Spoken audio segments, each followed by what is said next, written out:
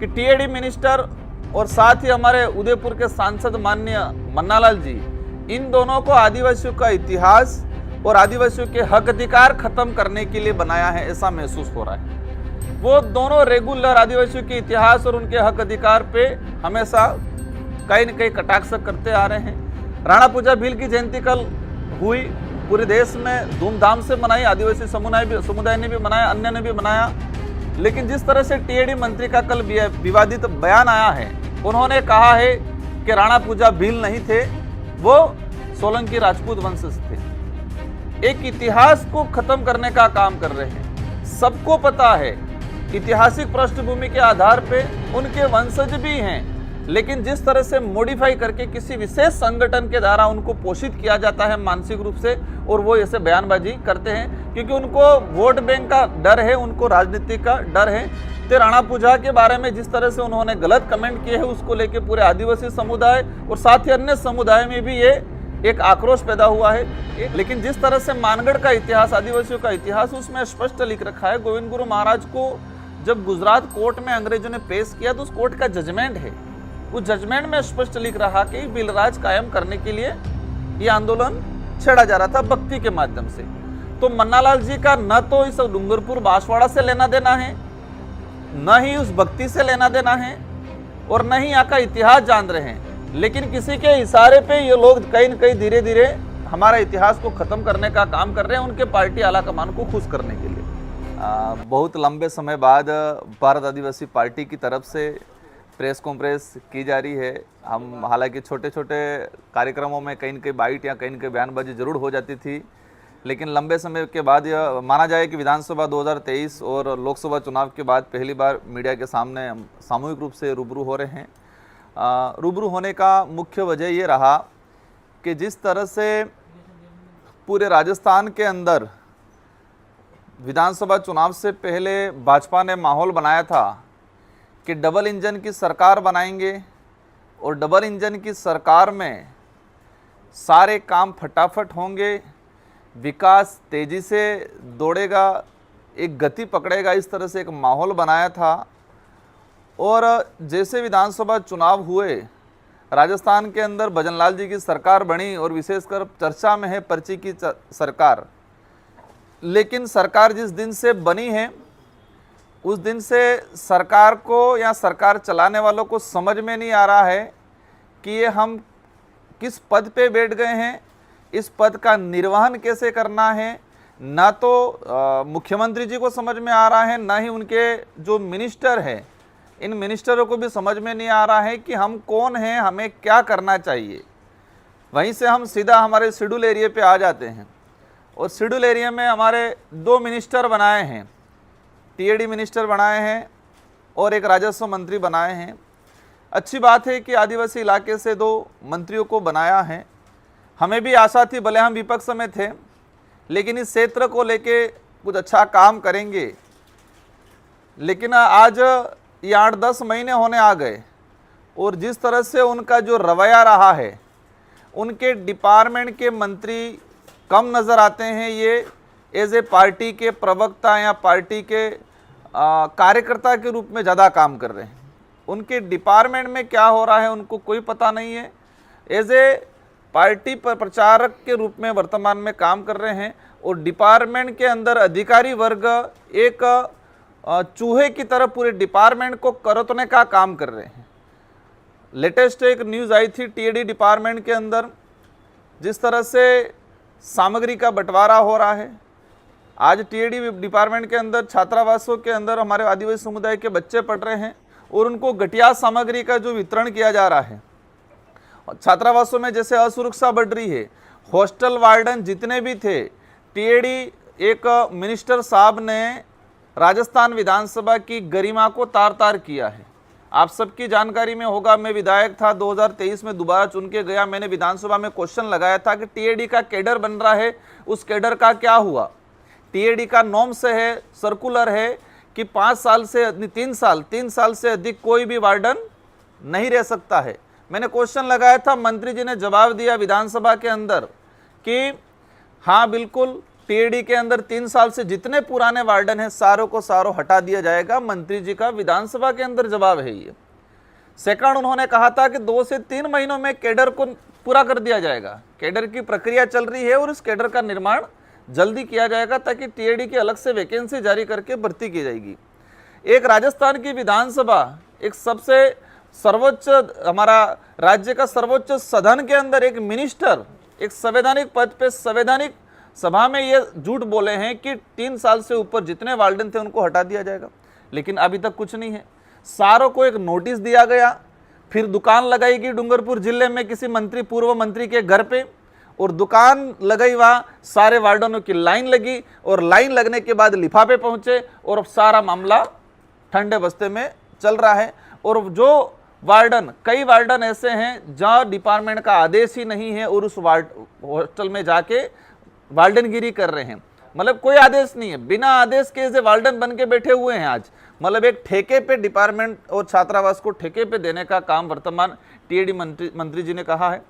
एक सोचने वाली बात यह है कि वर्तमान राजस्थान और शेड्यूल एरिया में विशेषकर शिक्षा के क्षेत्र में हालत खराब है, चिकित्सा सुविधा बिल्कुल चरम पे है, बेरोजगारी चरम पे है। पिछले 10 महीनों के अंदर सरकार ने किसी भी विशेष भर्ती नियुक्ति अभी तक नहीं कराई है, पूर्ण नहीं कराई है, और बेरोजगारी बढ़ रही है बहुत तेजी से।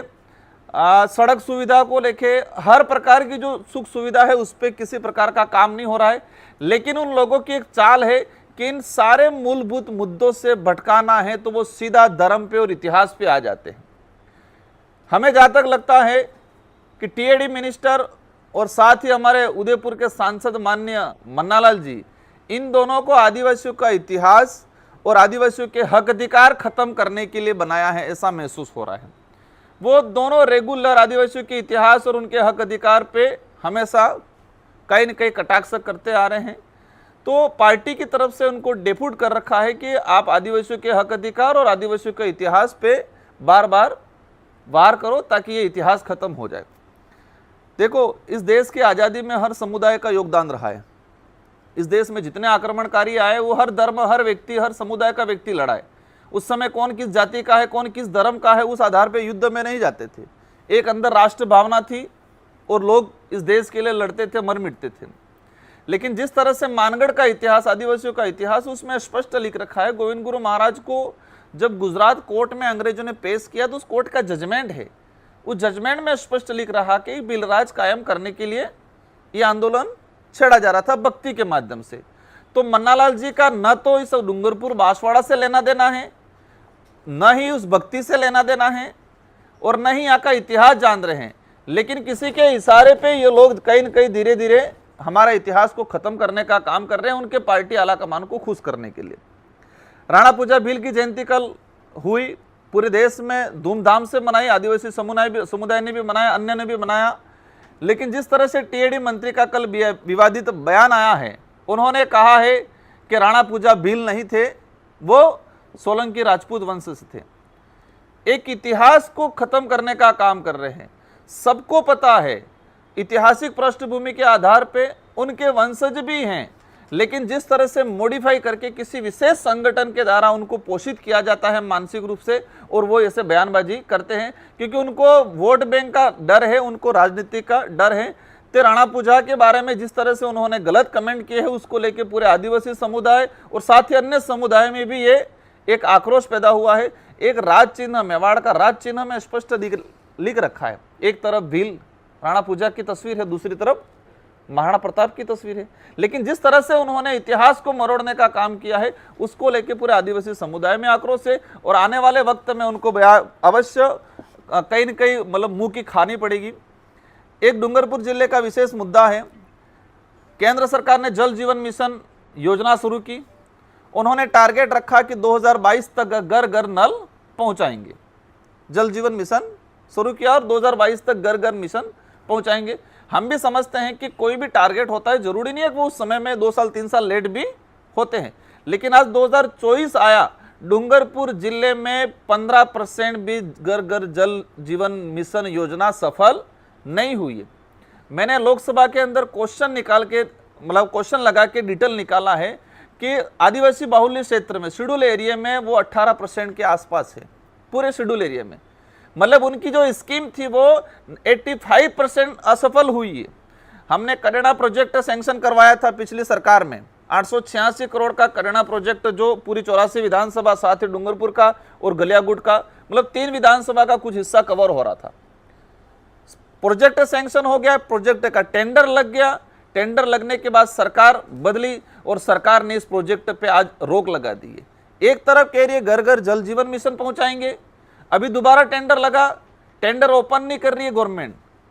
मतलब ये क्लियर है कि ये लोग कहीं न कहीं सिर्फ धर्म की राजनीति पे, विकास का सिर्फ छोला पहनते हैं। और विकास में जो काम, मैंने प्रोजेक्ट सैंक्शन करवाया करेड़ा का पूर्व मुख्यमंत्री जी से, सब कुछ हो गया है, लेकिन ये टेंडर ओपन, अभी रीटेंडर जो लगा है उसको ओपन करके वर्क ऑर्डर देने का काम नहीं कर रहे हैं। और अभी 84 में उपचुनाव के लिए आ रहे हैं। 84 की जनता तैयार है कि राजकुमार रोत ने, पूर्व सरकार ने जो प्रोजेक्ट सैंक्शन करवाया था, उस प्रोजेक्ट को बीजेपी ने रोक लगाया है, तो बीजेपी पे भी यहाँ पे रोक लगेगी।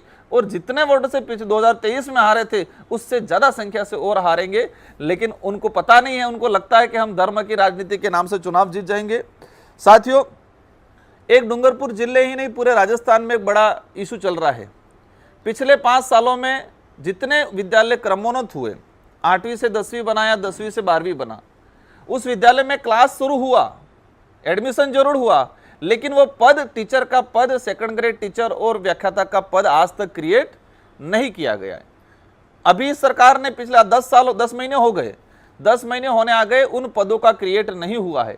डूंगरपुर जिले में ऐसे कई विद्यालय हैं और मेरी जानकारी में 100 से 150 सेकंड ग्रेड और व्याख्याता के पद हैं जो गवर्नमेंट क्रिएट नहीं कर रही है। क्रिएट नहीं करने के पीछे मूल रीजन क्या है? क्योंकि पद रिक्त बताएगा, जैसे क्रिएट करेंगे तो पद रिक्त बताएगा। तो गवर्नमेंट नहीं चाहती है कि हमारी पोल खुले, इसलिए जो मतलब क्रमोन्नत जो विद्यालय थे, उन विद्यालयों में पद क्रिएट करने का वर्तमान गवर्नमेंट में कोई काम नहीं किया गया है। एक लंबे समय से डिमांड चल रही है ग्रामीण इलाकों के अंदर, और ग्रामीण परिवेश कहीं न कहीं रोजगार नरेगा पे डिपेंड रहता है। हर परिवार, कहीं न कहीं जो गरीब परिवार है वो रोजगार गारंटी में निर्भर रहता है। लेकिन पिछले समय में से लगा कि वर्तमान तक केंद्र सरकार ने नरेगा का लेबर पार्ट का बजट काफ़ी लॉस किया है। और जो अभी बजट आया, उस 2023 वाला जो लास्ट बजट रहा केंद्र सरकार का, सेकंड जो सरकार एनडीए की जो बनी, उसका 33% नरेगा का बजट उन्होंने कटौती किया। और आज भी डूंगरपुर जिले में नरेगा में 3-3, 4-4 महीने हो गए नरेगा का लेबर का पैसा नहीं आ रहा है। छात्रवृत्ति के लिए आंदोलन कर रहे हैं बच्चे, 3-3 साल हो गए, छात्रवृत्ति नहीं आ रही है। पेंशन जो बड़ा बुजुर्गों को एक सहारा मिल रहा था, उस सहारे को भी वर्तमान सरकार ने कहीं न कहीं खत्म करने का, उनको बेसहारा बनाने का काम किया। पेंशन भी 2-2, 3-3 महीने हो गए। गरीब लोगों की जो विधवा पेंशन है, विकलांग पेंशन है, वृद्धावस्था पेंशन है, इन सारी पेंशन 2-2, 3-3 महीने हो गए, पेंशन नहीं आ रही है। मतलब ये ऑल ओवर ये है कि वर्तमान जो सरकार, डबल इंजन की सरकार के नाम से तो लग रहा है कि एक इंजन आगे लगा है, एक इंजन पीछे लगा है, और दोनों तरफ खींच रहे हैं। और खींचने से सारी राजस्थान की जनता त्रस्त हो रही है, सारी योजनाएं फेल हो रही है। और माना जाए कि आम जो जीवन यापन कर रहा था, वो व्यक्ति भी त्रस्त है, क्योंकि महंगाई बहुत तेजी से इस वर्तमान सरकार में बढ़ी है। इन सारे मुद्दों को लेकर भारत आदिवासी पार्टी समय समय पे आंदोलनरत भी है, समय समय पे संघर्ष भी करते हैं, मुद्दों को उठाते भी हैं। तो हमारा विजन ये रहेगा कि भाजपा उपचुनाव में आ रही है, लेकिन किन मुद्दों पे आ रही है। और उपचुनाव की बात स्टार्ट करते हैं तो भाजपा ने पहले ही हार मान ली है सभी सीटों पे। भाजपा ने पहले ही हार मान ली है, क्योंकि नॉर्म से रहता है कि जो विधायक चुना जाता है और विधायक पद पे रहते हुए सांसद चुनाव लड़ता है, तो उसको 1 साल का बजट रिलीज कर दिया जाता है। राजस्थान के अंदर 5 जगह ऐसे एमएलए हैं जो एमएलए रहते हुए सांसद बने, 1 जगह आरएलपी का, 3 जगह कांग्रेस का और 1 में बीएपी से। तो 5 जगह वर्तमान सरकार ने एमएलए कोटे पे बैन लगा दिया है। आज तक के इतिहास में ये देखा गया है कि पहले भी एमएलए रहते हुए सांसद बने हैं, लेकिन उनका बजट रिलीज कर दिया जाता था। 1 साल का बजट जो संबंधित एमएलए होता है उसको दिया जाता था, लेकिन वर्तमान सरकार ने इस पे रोक लगा दिया। इससे सिद्ध हो गया कि वो पहले ही हार मान चुके, 5 सीटों पे पहले ही हार मान चुके हैं और अवश्य हारेंगे, बुरी तरह से हारेंगे, क्योंकि उनकी नीतियां सही नहीं रही है। आम जनता को कौन सी पार्टी कौन नेता वो लेना देना नहीं है। आम जनता को मूलभूत सुविधाओं से, पारदर्शिता से डिपार्टमेंट के अधिकारी काम करे और गवर्नमेंट की जो स्कीम है, भले किसी भी गवर्नमेंट की हो, उस स्कीम धरातल पे पहुंचे। लेकिन वर्तमान सरकार को समझ में ही नहीं आ रहा है और एक तानाशाही रवैये से और अधिकारी वर्ग कहीं न कहीं भ्रष्टाचार की जोरदार तरीके से वो चूहे की तरह कुरुतने का पूरे डिपार्टमेंटों को काम कर रहे हैं।